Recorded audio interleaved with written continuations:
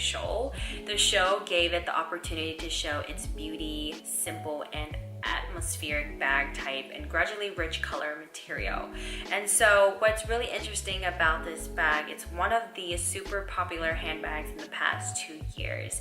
Whether it is the capacity, the style value, it is a unique existence, refreshing the fashion circle for the tote bag.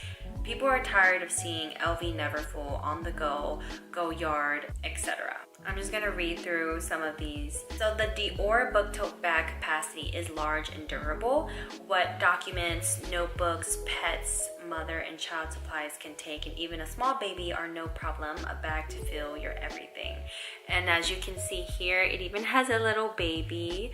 Of course, a MacBook with some magazines. And this is, of course, the normal, regular size of the tote bag. There is also a customization service from DIOR where you can customize your name on the bag, and this service is going to cost you about $400 if you were to go into the store itself. There have been some celebrities like Rihanna herself, for example, who actually did get her name embroidered onto the bag of the, of course, DIOR tote bag, and that is the regular size. The cool thing about Christian Dior is that there are so many different colors that you can actually choose from, and for somebody who is really into brands, whether it may be you, your mom, your friend, whoever it is, Christian Dior has a lot of different patterns from all their canvas materials. So it has like the reds and like the plaid and like the houndstooth, right? There's going to be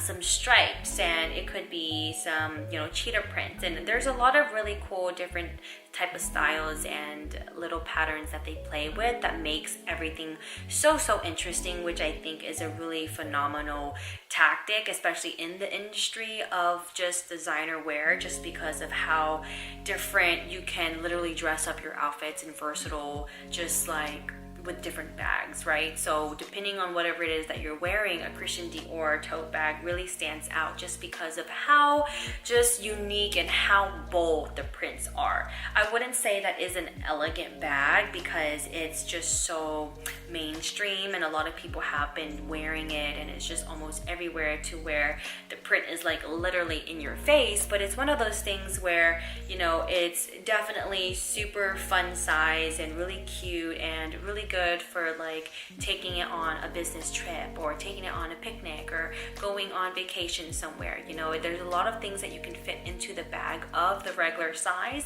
but the mini tote bag itself, it is also a very cutesy size that you can literally kind of bring on a travel to go, and just kind of like an everyday bag where you don't have to really, you know, worry about bringing a satchel, because I feel like there's just like so many things that you could literally fit in here and still be pretty good to bring this with. In addition to the initial large and medium size, DIOR launched the mini size in 20 of 20. Small and exquisite, simple design without losing atmosphere. In Europe, counter mini tote has been in a packet of hard to find state.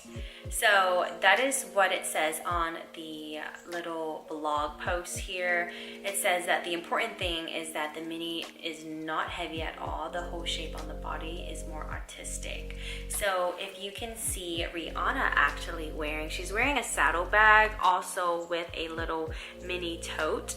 And there is also this other model who is holding this bag as well, and this is in comparison. So as you can see, in comparison, just within a photo viewpoint as well too with the bag here, it is a very different like proportion size. It's not supposed to be this square type of layering size with this kind of long oval strap, but it is super cute, and I probably might even use it, you know, if I were to go out somewhere and all this stuff.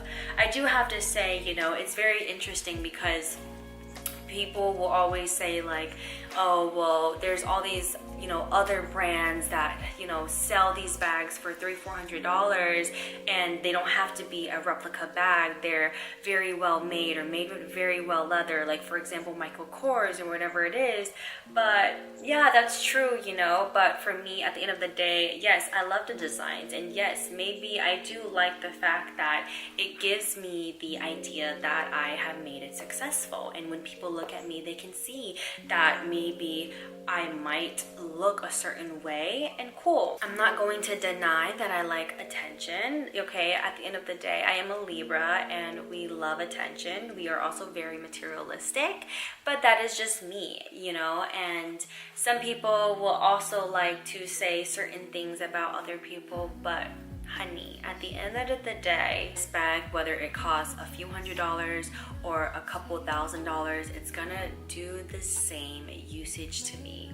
It doesn't matter if it's real or not, to be honest. It's going to sit in my closet, collect dust when I don't use it. It's gonna get banged up and scratched up.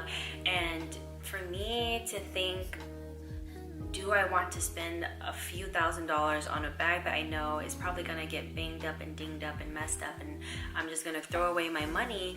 Or should I buy something that is a really good replica, take my money and invest it into really better things, like let's say the stock market, or a business idea, or funding a business plan that I've always wanted, or saving and putting it into better, smarter things? I think that is a much wiser thing for me to do than to sit here and spend my money on all these luxury items that isn't really going to feed my happiness, that isn't really going to give me anything out of it except the fact that I have this bag that is just sitting there costing me money. That is just my point of view. I know everyone has their own say and their own different ideas that they have to think about and put in whenever someone does a review. I totally get it. You literally can say and think whatever, but on my channel, this is my channel, and I get to say and think and do and whatever it is I want to put out there and speak my truth. And so that's what I'm gonna do. Moving on to shipping. So shipping did take, I want to say, about anywhere between 3 weeks for this bag. This bag did come shipped with FedEx. Oh my goodness, it just got very bright. This bag got shipped with FedEx, and it came super fast, and compared to DHgate purchases or AliExpress purchases, you buy them and they just take forever. Like when I say forever, I mean like 2 months, 3 months sometimes, okay? But I do also want to clarify that right now there is a very big, just problematic issue going on with China. There's been a huge outbreak of COVID cases, and that has caused a lot of factories to shut down, a lot of shipments being delayed. And so if you are going to order something from China from a private seller, even DHgate itself, just keep in mind that these companies, it's just going to be delayed. You know, you're not getting scammed. You will get your items. Well, that's only if you are buying from a reputable seller who is actually good compared to some of the scammer ones, okay? I do want to point out as well too that, you know, I don't think that it's right for these companies to steal the designs. You know, I don't think that's right. I think that's very wrong, because these companies did work very hard for the designs. But at the end of the day, I don't want to also spend my money on these products, so I'm gonna buy a cheaper one and a replica one.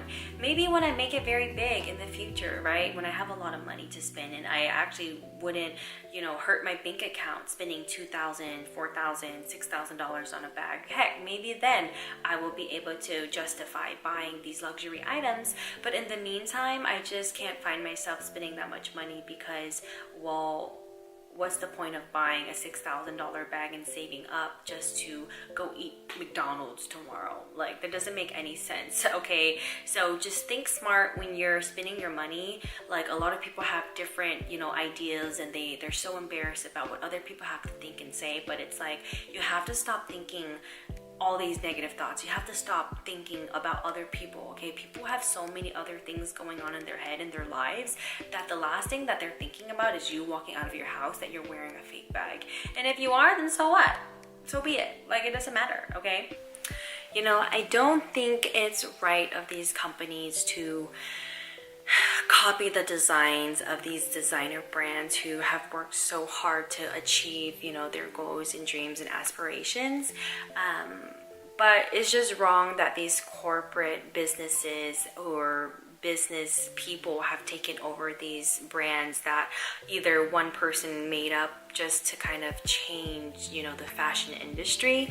And that has been the, you know, topic for a while with these designer brands. If you look at, for example, Louis Vuitton and even a lot of these other ideas of people and what they kind of showcase, it's the fact that they're selling these ideas, right? And it's like a marketing strategy. Serial number and the date code changes over time. It was in the year 1986 when they started putting serial number stickers in the bag. Some have 7 digits, others have 8. It depends on the year the bag was made. Now let's talk about the authenticity card.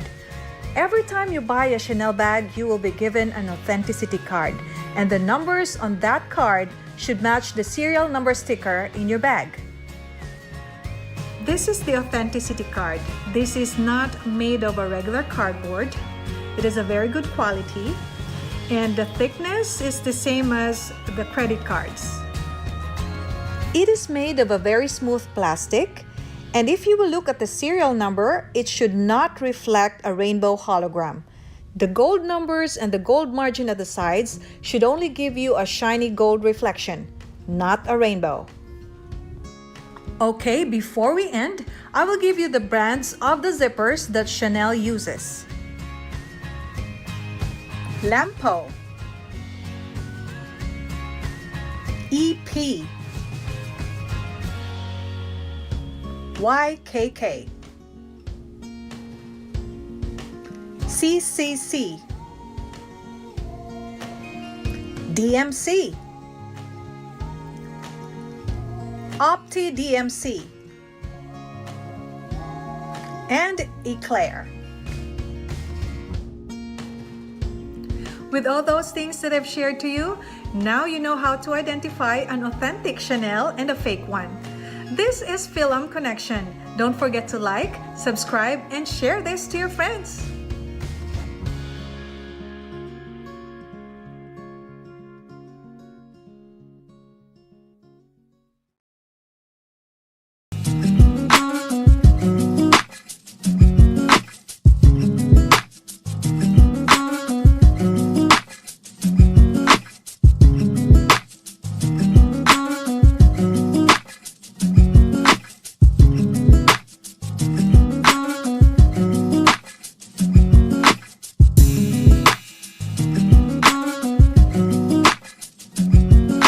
I'm done with rambling now. Well, probably not done with rambling, but back on to talking about the bag and the demand for Birkin and Kelly bags at the moment. A lot of people are just going and buying pre-loved bags because trying to get one in the store seems to be either impossible or it's like a cat fight with humans. So many times I've gone into the Hermes store and people are asking for bags that are merely they're just getting turned down. So I definitely advise to go for a pre-loved option. Not only will you save money, but it's it's a lot more of a sustainable option. Fast fashion is,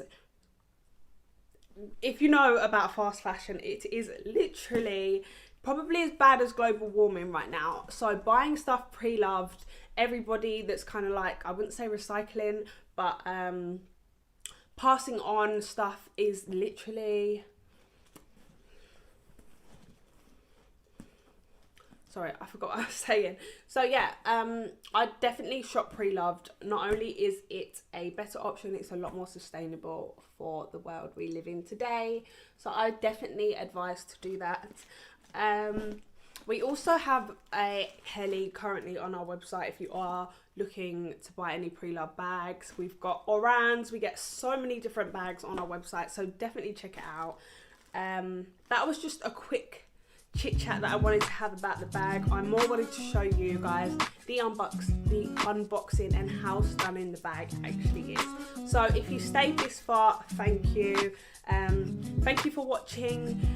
We try and upload content as much as we can. We do appreciate your support. If you guys can like, comment, share the video, we do appreciate it. But yes, thank you for now. Take care. Lots of love, all sorts.